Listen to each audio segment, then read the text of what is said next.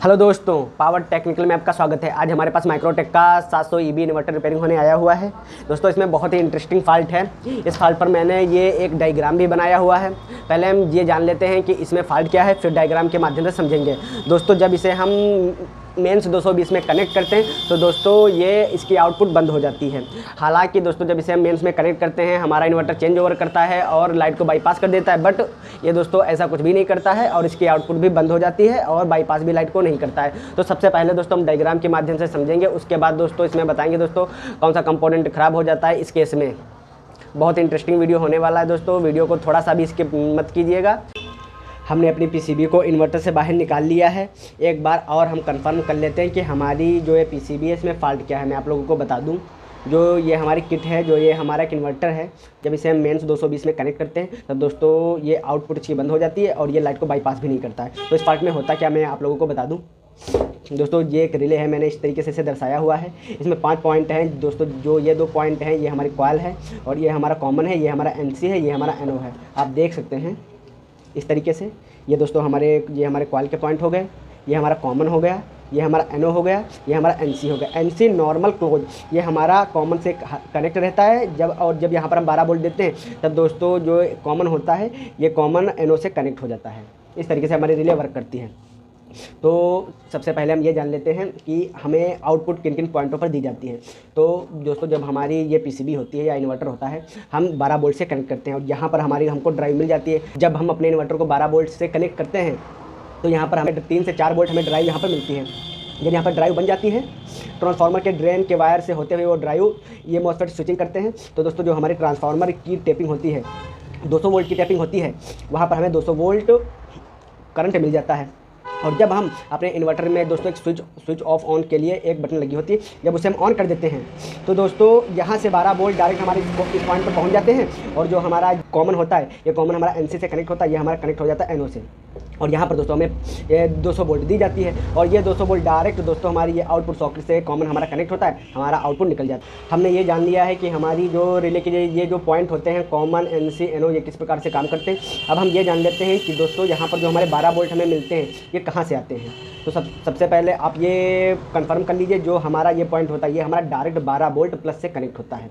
और दोस्तों जो निगेटिव दोस्तों जो माइनस होता है, माइनस का जो 12 वोल्ट हमें यहाँ पर मिलता है वो किस तरीके से मिलता है, आइए यही देखते हैं। ये दोस्तों डायरेक्ट हमारे ट्रांजिस्टर पर जाता है और हमारे ट्रांजिस्टर किस प्रकार से वर्क करता है पहले हम ये जान लेते हैं, उसके बाद आगे का प्रोसेस देखेंगे। यहाँ पर हम एक ट्रांजिस्टर बना लेते हैं इस प्रकार से। ये हमारा 547 ट्रांजिस्टर है। जो इसे दोस्तों हम इमीटर, इसकी ये वाली लेग इमीटर होती है, ये वाली बेस होती है, ये वाली कलेक्टर होती है। ये हमारा कंफर्म हो गया। अब सबसे पहले हम ये जान लेते हैं जो इसकी एक कलेक्टर होती है, इस पर दोस्तों हमें पहले से ही 12 वोल्ट दी जाती है। आप देख सकते हैं जो एक कलेक्टर है यहाँ पर हमें ग्राउंड से -12 वोल्ट हमें यहाँ पर मिलती है, दी जाती है। और लेकिन दोस्तों जब तक ये ट्रांजिस्टर स्विचिंग नहीं करेगा, इसकी इमीटर से 12 वोल्ट रिले के इस पॉइंट पर नहीं जाएगी, तब तक ये रिले हमारी ऑन नहीं होगी और हमें आउटपुट नहीं मिलेगी। तो इस दोस्तों यहाँ से हमें जब तक 12 वोल्ट नहीं मिलेंगे, जब तक इसके बेस पर किसी भी प्रकार की हम पल्स या कुछ वोल्टेज हम नहीं देंगे। ये दोस्तों ट्रांजिस्टरों का दोस्तों सिस्टम होता है, मॉसफेट का भी एक सिस्टम होता है। जब तक दोस्तों इसके बेस पर हम किसी भी प्रकार की पल्स नहीं देंगे, हमारा ट्रांजिस्टर ऑन नहीं होगा और स्विचिंग नहीं करेगा और हमें इमीटर से कोई भी वोल्ट नहीं मिलेंगे। और दोस्तों हम ये जान लेते हैं दोस्तों ये जो बेस होता है इसमें इस पे वोल्ट कहाँ से आते हैं। जो दोस्तों हमारी माइक्रो कंट्रोलर, ये जो माइक्रो कंट्रोलर है, सबसे सिंपल सा दोस्तों प्रोसेस है। जब हम अपने इन्वर्टर को ऑन करते हैं, इसकी दोस्तों माइक्रो कंट्रोलर पिन नंबर 23, जो ये हमारी 23 है, ये पिन नंबर 23 पे हमें 5 वोल्ट मिलते हैं। और 5 वोल्ट इस रेजिस्टेंस के थ्रू जो R29 के लोकेशन पर एक रेजिस्टेंस लगी हुई है 2.2 किलो ओम की, यहाँ से हम वो दोस्तों 5 वोल्ट 0.7 मिली वोल्ट में कन्वर्ट हो जाते हैं और इस ट्रांजिस्टर के बेस पर पहुँच जाते हैं, जिससे हमारा ट्रांजिस्टर वर्क स्विचिंग करता है और इसके इमीटर से 12 वोल्ट डायरेक्ट हमारी इस रिले के पॉइंट पर पहुँच जाते हैं, जिससे हमारी यहाँ से इसको प्लस 12 वोल्ट दिया ही जाता है और नेगेटिव पर भी यहाँ पर पहुँच जाता है, जिससे हमारी रिले वर्क करने लगती है और हमें यहाँ पर आउटपुट मिल जाती है। ये हमारा कंफर्म हो गया। और दोस्तों जब हम इसे मेंस देते हैं तब यहाँ पर दोस्तों जो हमारे 5 बोल्ट मिलते हैं, ये दोस्तों माइक्रो कंट्रोलर नहीं देता है, जिससे यहाँ पर कोई भी बोल्ट नहीं पहुँचते हैं और हमारा जो ये ट्रांजिस्टर होता है ये स्विचिंग नहीं करता है।